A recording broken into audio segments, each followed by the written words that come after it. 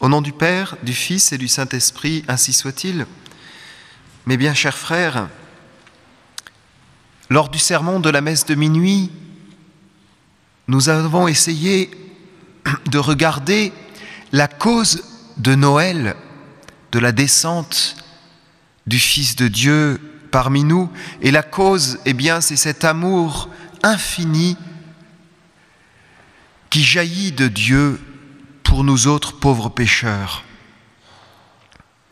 Il faut sans cesse revenir à la contemplation de cette grande réalité invisible à nos yeux, mais dont on aperçoit quelques effets, notamment dans cette crèche où c'est Dieu lui-même qui descend parmi nous, et sur cette croix où c'est Dieu lui-même qui, dans sa chair et son âme mortelle, va s'offrir en sacrifice. Donc, cause de Noël, l'immensité de l'amour de Dieu pour nous. Nous avons vu ensuite, pendant le sermon de la messe du jour de Noël, non plus la cause, mais l'effet, le but de Noël. Et nous avons vu que le but, c'est précisément de nous rendre enfants de Dieu. C'est pour ça qu'il y a une naissance dans cette crèche, que c'est le Fils de Dieu qui naît là, pour nous mener nous-mêmes à une nouvelle naissance, faire de nous des fils de Dieu par notre baptême. Maintenant, aujourd'hui, je voudrais voir simplement que face à ce grand mystère qui nous est proposé par Dieu, que faire ? Il faut répondre. Vous le voyez, vous le constatez dans cette crèche. Dieu ne s'impose pas à vous. Et c'est le grand mystère. Et c'est la raison du mystère du mal dans le monde. C'est ce grand mystère, Dieu ne s'impose pas à vous. Dieu n'est pas violent. Et vous le constatez dans votre vie, il n'est pas violent avec vous. Jamais. Dieu se propose. Dieu s'invite. Et il vous invite maintenant. Et quelle va être notre réponse ? Tout est là. Le point central pour notre humanité face à ce mystère de Noël, c'est ça.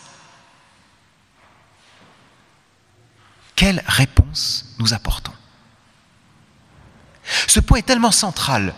Les apôtres l'ont tellement bien compris, l'ont tellement vécu, dans le peuple juif en premier, que Saint Jean, au tout début de son évangile, nous dit « Le Verbe de Dieu s'est fait chair. Il est descendu parmi les siens, et les siens ne l'ont pas reçu. Mais à tous ceux qui l'ont reçu, il a donné pouvoir de devenir vraiment enfants de Dieu. » Saint Luc, dans son évangile aussi, est marqué par cette façon d'accueillir ou de non accueillir Jésus. C'est au chapitre 2 de l'évangile de Saint Luc où il dit cette petite phrase lourde de sens.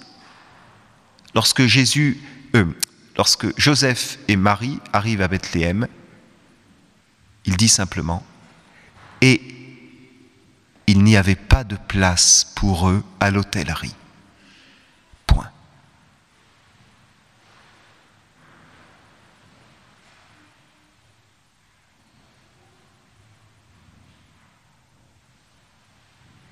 Cette hôtellerie, c'est notre cœur. C'est notre vie quotidienne. Cette hôtellerie, c'est notre famille. Et il n'y avait pas de place pour eux à l'hôtellerie. On voit dans cette simple phrase la douleur de l'évangéliste Saint Luc, qui ne peut pas épiloguer dessus.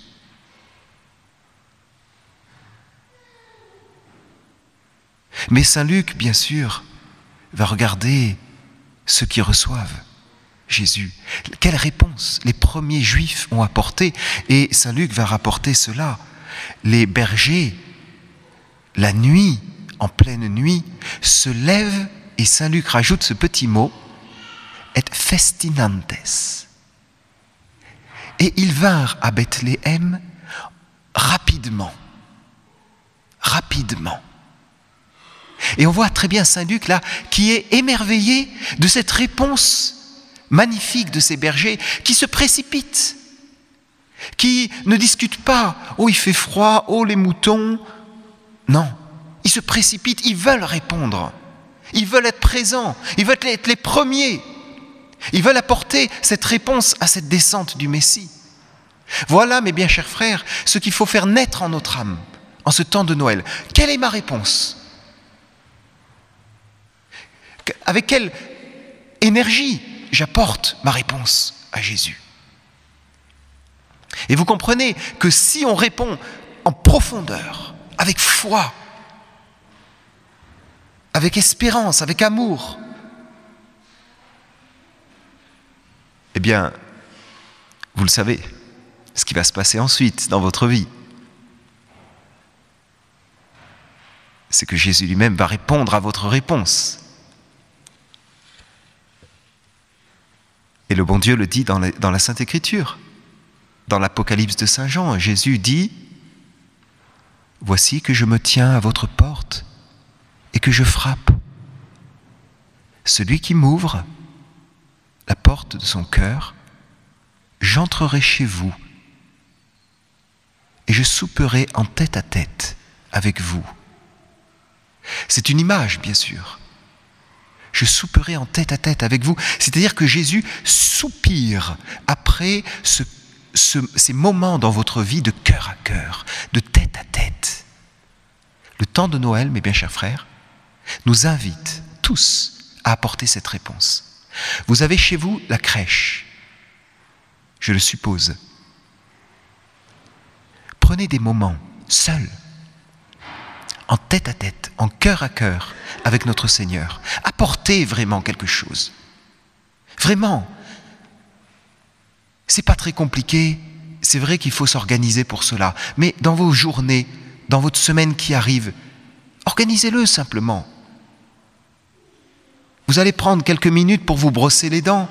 Vous allez prendre quelques minutes pour aller jeter la poubelle. Vous allez prendre quelques longues minutes parce que vous avez un rendez-vous chez le médecin, parce que vous allez aller au centre Leclerc ou à Carrefour. Vous allez organiser, vous allez prendre ce temps-là.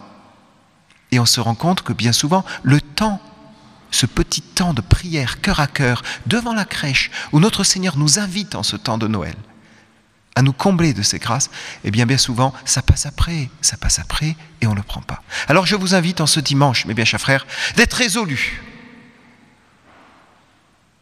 d'être déterminés.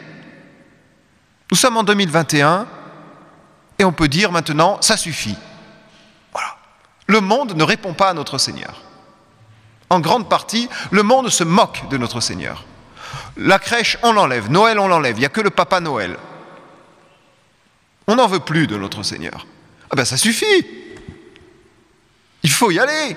Il faut répondre, mes bien chers frères. Et c'est nous, les chrétiens, le premier qui allons donner cette réponse. Mais réponse en tant que chrétien.